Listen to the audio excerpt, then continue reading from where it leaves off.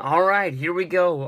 The review of the WWE Beast in the East special from Tokyo, Japan in 2015. This was a very fun show. I know that when the WWE Network first launched, one of the things people were really looking forward to was getting house shows as a part of the WWE Network to sort of make something special. And I sort of thought, if you start showing house shows on the WWE Network, you're either going to have matches a lot like Brock Lesnar versus Kofi Kingston on this show, where they don't really go along at all with what's going on with WWE television. Because let's see, like if we would have saw Cena versus Owens in a match on this show, what would that really mean for Battleground? I mean, that means that they would have had a live special that they showed from Tokyo. They would have shown a match that people would have cared about.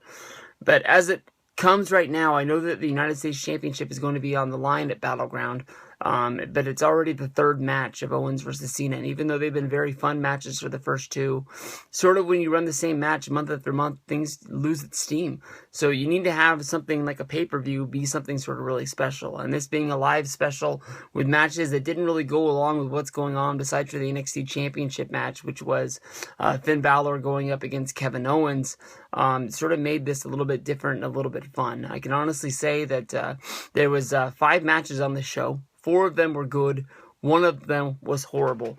Show opened with Chris Jericho going up one-on-one on Neville. Chris Jericho ended up getting the Lion Tamer off of a reversal from the Red Arrow on Neville. Neville jumped up off the top rope, did his little flipsy thing, landed on Jericho's knees, and Jericho immediately put him right into the Lion Tamer.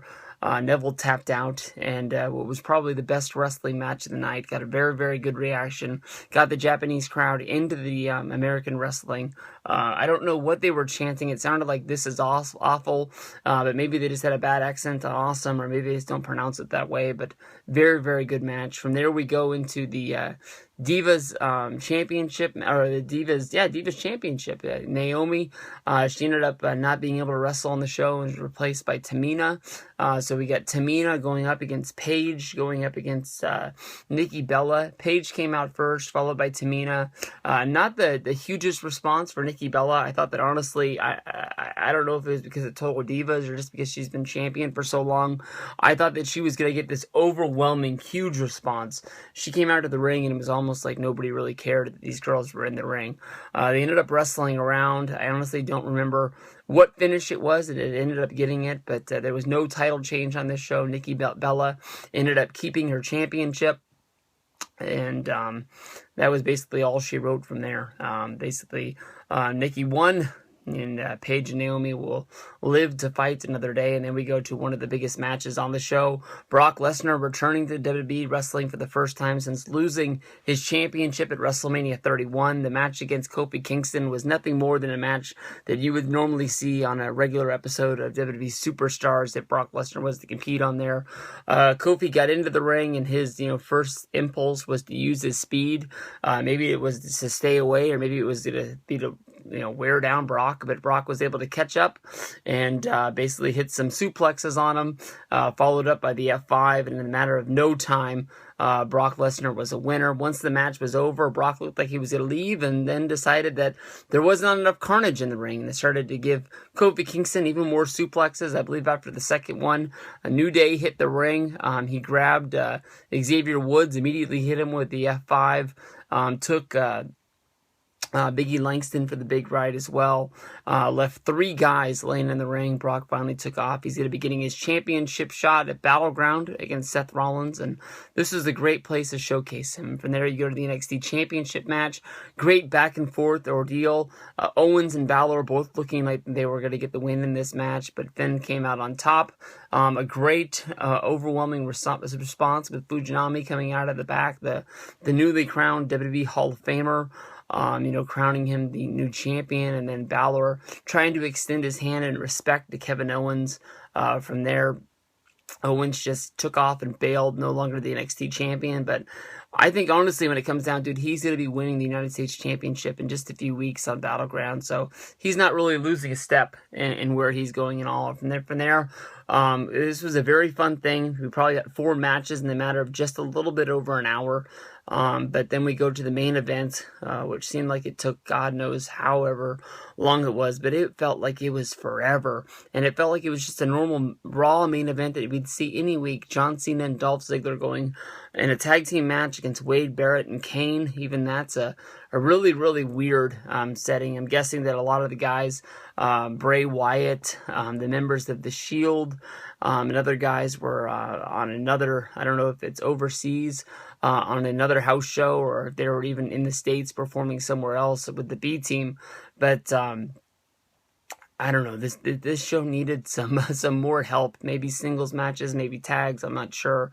Basically Cena was fighting for his life, trying to give Ziggler the hot tag, and then once Ziggler got it, he got into the ring, and then he got cut off, and then he was dying to give Cena the hot tag, and then Cena got the hot tag and was able to really finish off with the 5 moves of doom in just a matter of no time in ending the match. But it was just way too late. It felt like this match was honestly an hour long, and it needed to be a whole lot shorter. Cena and Ziggler get the win. Cena and Ziggler send all the fans home happy, and we turn off our TVs, and I gotta be at work at 10 o'clock, so if I fall asleep right now, I can get 5 hours of sleep if I put my clothes next to my bed and just put my clothes on and walk out the door. So I gotta get going, and I'll see you guys later.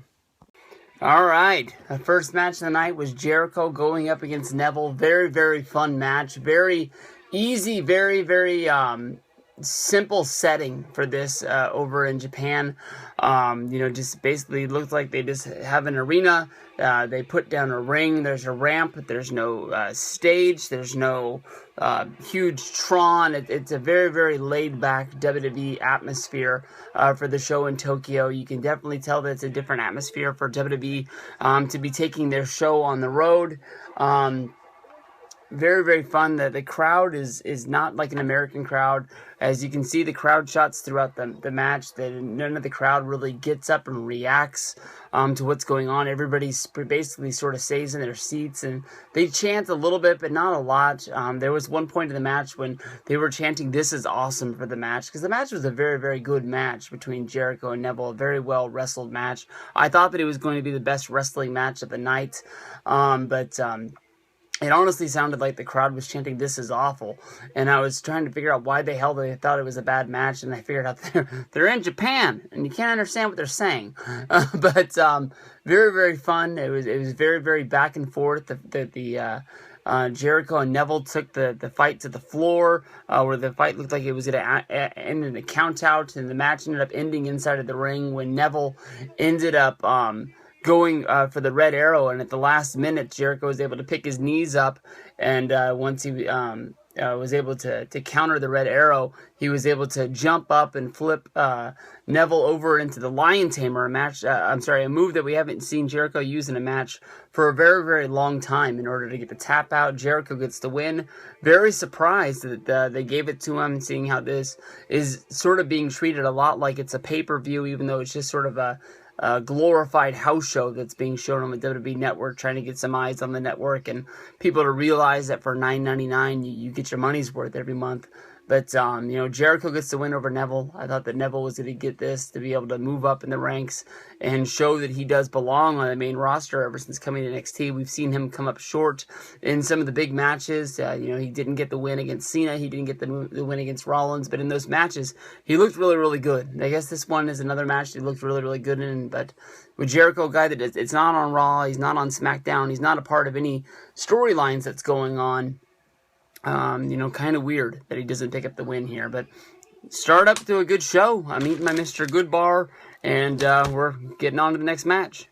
Well, that was sort of a non-contest, honestly. It was a little bit different seeing Brock Lesnar make his way down to the ring without Paul E with him, but he made quick work. It was honestly what you would think of if Brock Lesnar wrestled a match on Monday Night Raw. Kofi came out there. I guess the only offense he did was trying to use his speed to run away from Brock. But once Brock got a hold of him, Brock hit a monster suplex on him. Monster F5, and that was about it. I was really thinking that we were going to see Biggie Langston and Xavier Woods play a part in this match, but that was honestly just about it. Brock came down to the ring. He handled business. Oh, shit. Brock's getting back in there. There was a point in this match when Brock hit the first suplex on Kofi, and I really thought that Kofi was dead. I really thought that it was going to be over. Brock is just standing over Kofi Kingston, and he's getting to... Oh, he's going to suplex him one more time. Son of a bitch. Right there. Lands right on the back of the soldier, back on the back of his shoulders, and it's rest in peace Kofi time. I think he's had enough, Brock. Leave him alone. Brock standing over him like he just hunted a wild bear out in the out in the wild, and the guy's dead. Now he's gonna have to pick him up and bring him back in there, and he's gonna do it again. This is basically like him sending a calling card for what's gonna happen at Battleground to Seth Rollins. Rollins is in for one hell of a match. You know that Brock is pissed. He liked being... There's Xavier. Oh, Xavier and Big E tried to make the save, but it was too late. Brock hitting, big... Oh, F5 on Xavier Woods. Oh, man, they're not going to be in good shape for when they have their match later tonight. And there's Big E Langston. Big E, you're the man, dude. Oh, you're a champ right there. I love Big E Langston. He's always been one of my favorite dudes. Taking the F5. I would have liked it if New Day came down during the match and tried to interfere. Instead, they tried to make the save to try and save Kofi's life at the end. Brock leaving a pile of bodies. Carnage spilled all over the ring. He killed all three of them. Came in, took care of business. It's what Brock Lesnar is all about. He came in, he got paid, and now he's leaving. And the match that we saw before this was the three-way. Tamina filled in for Naomi. It was a good match. It wasn't a great match. I never got to the point when I wasn't into it, but it was fun to watch. In that match, Nikki Bella pulled out the win. And that's the update on what's going down now. Brock defeats Kofi Kingston in jobberish status. Man, what a match this was. Finn Balor going up against Kevin Owens for the NXT Championship. Everybody knew that Finn Balor was the really, really big favorite to win this match, going back to making his return to Japan, where he was a big star for New Japan Wrestling. And what a very fun match this was. A very aggressive, very physical match between the two of them. In the very beginning of the match, it was Kevin Owens taking the fight to Finn Balor, and Balor having to come from behind. It was Owens even yelling out to the crowd, "Are you not impressed with what he was doing?" I apologize, I'll turn this down a little bit. But he was trying to wear down Finn. We saw him do just about everything that he had.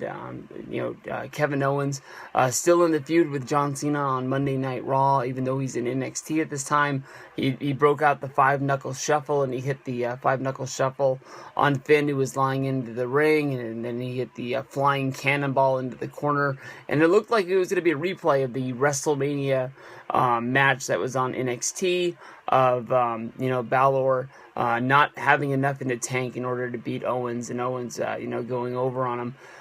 Owens hit a very, very strong, full of emotion of offense, turning the match around. There was a very big point of the match when he hit the coup de grace, jumping off of the top rope. Smashing down onto Owens' chest. It looked like he was going to roll him up for the 1, 2, 3, but the match had basically been, it was too new, and he didn't hit enough offense in the match. He knew that they were going to be building up on that a little bit more. Owens got back onto the offense. He hit a top rope senton onto Finn Balor, and that's when I really thought that maybe this was going to go his way. But what do you know? Finn Balor pulls it out. He ends up, getting the 1, 2, 3 pinfall right there in the middle of the ring. We see the big respectful, much like New Japan, sort of the handing off of the new championship. We see a face-off of Owens and Finn Balor in the ring. Wonder if there's going to be a show of respect. Balor, when Owens, we had the chance to do this with Cena at the last pay-per-view. He ended up, taking the chance to beat him up. It looks like right now that Owens is actually going to shake his hand or, show him some sort of respect. But this was a damn good match. Owens and, Finn Balor go way back. and you can tell that there is the respect between them, even if it's not going to be between the two of them on there. But this was a good match. It wasn't a great match, honestly, when it comes down to it. The Jericho versus Neville match earlier on in the night was still a better match.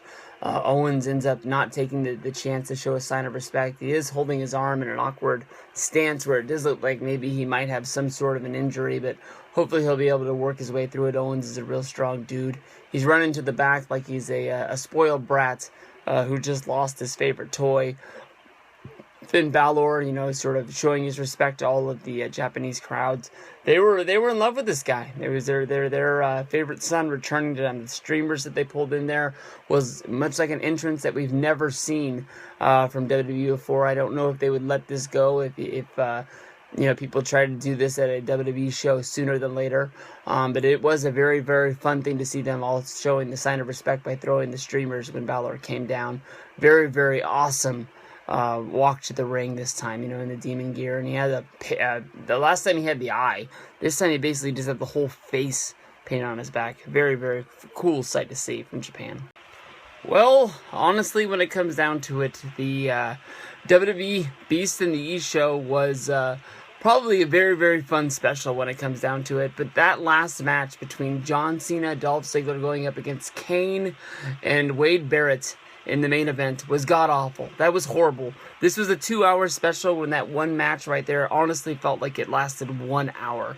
It made almost the 4 matches that happened before this match just seemed like they never happened. The 4 matches before this, even the Divas match, were great. They were really, really good wrestling matches. This right here made you feel like you were not watching anything special. It made you feel like you were watching fucking Monday Night Raw.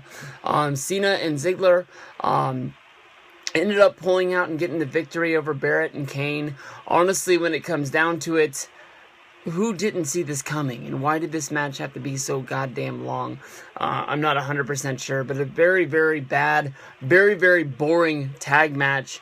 Maybe they should have done singles. Maybe they should have done, Kane versus Cena and Ziggler versus Barrett, or maybe in the other flip-flop the way around, or maybe even just not even had this match on the show.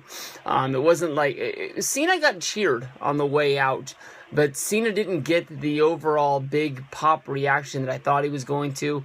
Neville by far was, not Neville, but Balor was by far the biggest star of the show. Cena didn't even get any streamers thrown in his direction, which I thought they would have. Not even one. So it wasn't like he was treated like he was Superman over there. You can definitely tell that it was. You can see a few of his shirts out there in the crowd, but you don't really see the overall huge reaction that I thought he would, of being WWE's biggest star over there. In this match, it's basically every Monday Night Raw match that you ever would have saw. Cena was running wild. Cena started getting beat down. He got beat down for a really long time. Barrett and Kane cut the ring off. Ziggler finally got the hot tag, jumped in there, beat the guys up for a few minutes. Then basically he got beat down up by Kane and Barrett again, and then waiting for the hot tag for Cena. Cena jumped in, hit the flying cross bodies a couple times, bouncing across the ring, hit the 5-knuckle shuffle, picked him up, hit the attitude adjustment. I don't even really remember who he pinned. All I knew is that I was dying for this match to be over. Cena and Ziggler get the win. They get to go crazy for the crowd. We didn't get to see Diego versus Cesaro. We didn't get to see a New Day versus the Lucha Dragons. And I think there was another match that was advertised, but the crowd there gets one more hour of wrestling that we don't get to see. So maybe they have intermission and they come back and they have some matches that aren't as stacked as the beginning part, but Japan deserved this. I think Sydney's going to be getting the next live special in Australia. I'm trying to show off that being a big deal, and seeing where we go from there. Peace out and see you guys down the road.